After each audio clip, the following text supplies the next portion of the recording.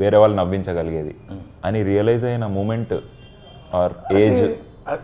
Sincerely I'm telling you Vamshi, swear on my profession, నాకు తెలియదు నేను నవ్విస్తానన్న విషయం కూడా నాకు తెలియదు.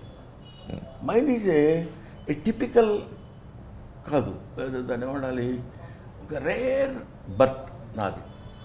నా గురించి నేను ఈ ఏజ్లో నేను తెలుసుకుంది. నవ్వించడం కోసం ట్రై చేయటం కానీ ప్రయత్నం చేయటం కానీ, ఓహో నేను బాగా నవ్విస్తానని ఆ రియలైజేషన్ రావడానికి నాకు తెలియదు. బేసిక్గా తెలియదు. చిన్నప్పుడు స్కూల్లో చదువుకుంటాం, ఏదో బ్రహ్మానందం ఉంటే బాగుంటుందా, నవ్వు వస్తుంది అంటారు వాళ్ళు. ఓహోహో అనుకొని మనం నవ్వుకోవడం, మనం మాట్లాడితే వాళ్ళు నవ్వటం. ఆ తర్వాత ఒక ఏజ్ వచ్చిన తర్వాత డిగ్రీ పోస్ట్ గ్రాడ్యుయేషన్ చదివేటప్పుడు ఓహో మనం జోక్ చేస్తే వీళ్ళు నవ్వుతారనమాట, అంటే మనం మాట్లాడేదాన్ని ఈ జోక్ ఉందన్నమాట అనే రియలైజేషన్ రావడం. ఆ తర్వాత కామన్, ఆ తర్వాత ఏదో అదే క్యారీ అవుట్ అవుతూ. మా mother was a very good, అంటే దాని ఏమంటారు, చాలా ఫన్ మోటివేషన్ ఉన్న, తన మదర్ జీన్స్ వచ్చినాయేమో నాకు అనిపిస్తుంది. ఆవిడ చాలా మాట్లాడేటప్పుడు కానీ ఎవరినన్నా చాలా వెటకారం చేస్తూ మాట్లాడుతుంది. అది ఎక్కడన్నా వచ్చిందేమో. నవ్వు రావడం అంటే ఎవరినో ఎగదాడి చేయడమే నవ్వు రావడం, లేకపోతే ఏడ్చేలేరా నీ ఫేసు నువ్వు అన్నాడు అనుకో, కొంచెం హర్టింగ్గా అవతల వాడుకున్నా వీళ్ళందరూ నవ్వుతారు. బేసిక్గా నవ్వు ఎంత గొప్పదో అంత ఇబ్బందికరమైన విషయం. మాస్టర్ వస్తారు క్లాస్లో పాఠం చెప్పడానికి. ఆయన వస్తూ కుర్చీలో కూర్చోడానికి, కుర్చీ వెనకాల ఉందని కూర్చోకపోతే గబుక్కున ఎక్కడో కూర్చొని కింద పడ్డాడు అనుకోండి. Students are not suppose to laugh కదా, అందరం నవ్వుతాం ముందు. ఇమ్మీడియట్ రియాక్షన్ ఏంటంటే నవ్వు, ఇన్స్టెంట్ రియాక్షన్ నవ్వు. అది ఎక్కడి నుంచి వస్తుందంటే ఆయన కింద పడితే మనం నవ్వటం ఏంటి, ఆయనే కాదు ఎవరైనా, ఎవడన్నా బాధపడితే మనం నవ్వటం, ఆనందించటం, ఎంటర్టైన్ అవ్వటం.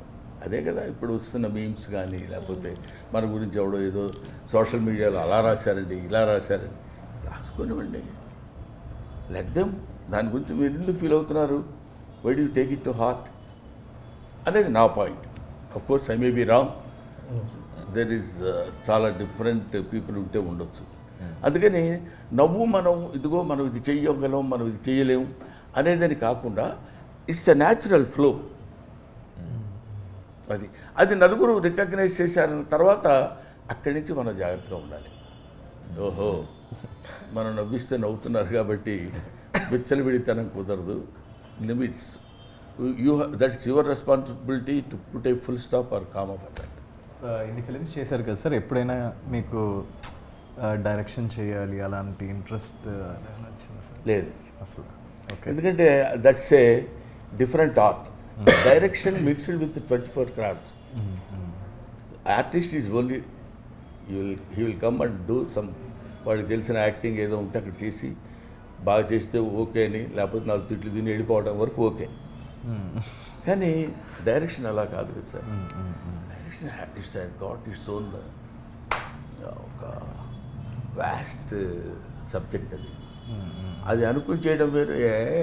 మన డైరెక్షన్ ఒక కోడైటర్ మంచి బెడ్రూమ్ పెట్టుకుని యాక్షన్ సౌండ్ కట్ అని చెప్పేయడం యాక్టింగ్ డైరెక్షన్ అనుకునేవాడు చేయొచ్చు. మన కథ విన్నప్పుడు ఎలా అనిపించింది సార్ మీకు? పేరు గమ్మత్తుగా ఉంది, గుర్రం పాపిరెడ్డి అని.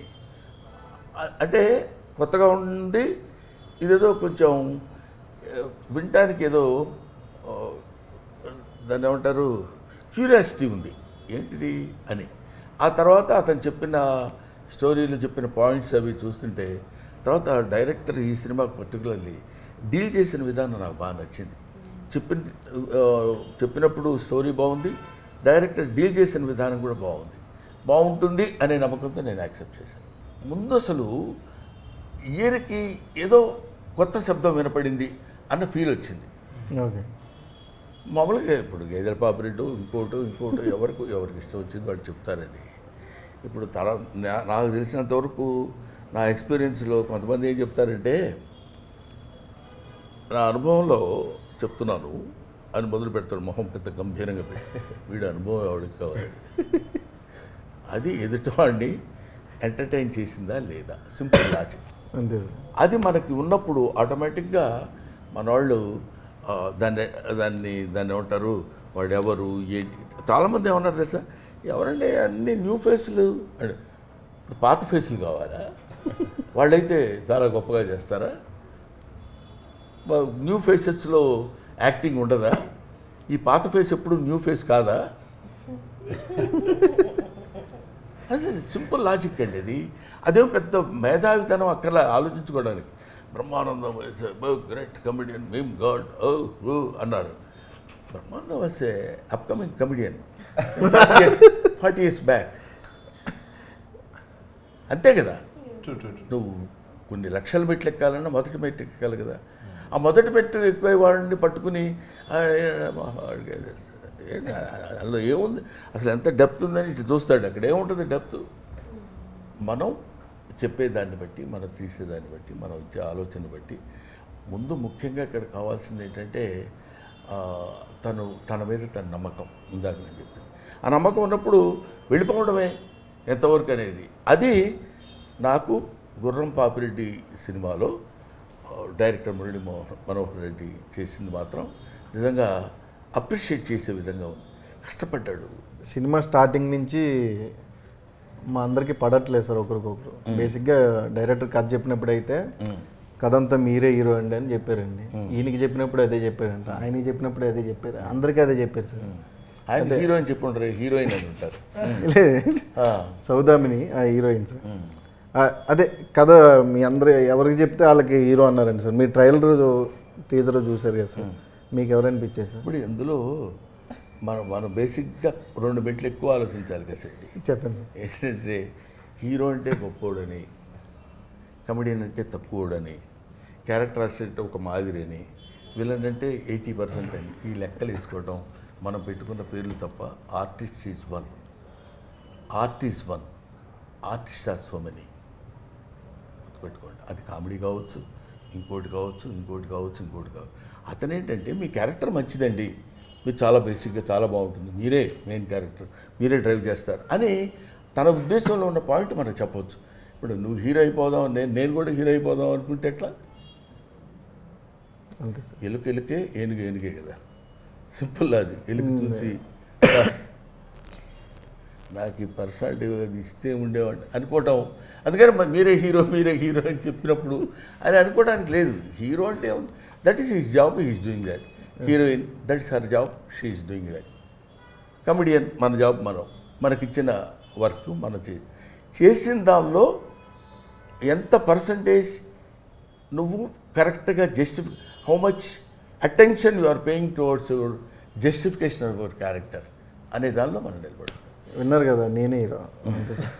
ఓహో, అదే చెప్పడానికి ఎందాడి నుంచి మరి చెప్తే ఇంతసేపు అనేవాడిని కాదు కదా, నువ్వే హీరో, వీళ్ళందరూ అట్లా ఫీల్ అవుతున్నారు కానీ అని. ఇప్పుడు మాకు 5 రోజులు ఉన్నాయి సార్ రిలీజ్కి. మనకి ఈ 5 రోజుల్లో ఇప్పుడు ఎలా అయిపోయిందంటే ఇంకా మార్కెట్ చేస్తూనే ఉండాలి ఏదో ఒక ఐడియాస్. ఇక్కడ బేసిక్గా ఏదో ఐడియాస్, ఏదో మార్కెట్ చేయాలి. ఈ కాంపిటీషన్ ఎక్కువైపోయింది వంశీ, తప్పట్లేదు. ఈ కాంపిటేటివ్ వరల్డ్లో ఒకడిని మించి ఒకడు చేయాలి. ఏదో చేసి ఏదో సంతృప్తి పరిస్తే మనం పెట్టి బేసిక్గా ఏంటి, భార్యామూలమిదం గృహం, కృషిమూలమిదం ఫలం, వేదం మూలమిదం జ్ఞానం, ధనం మూలమిదం జగత్. ఒక్కడికి అర్థం కాలేదు, అర్థం అవ్వాల్సిన పని లేదు. కాకపోతే ఇక్కడ చివరికి చెప్పింది ఏంటంటే డబ్బు.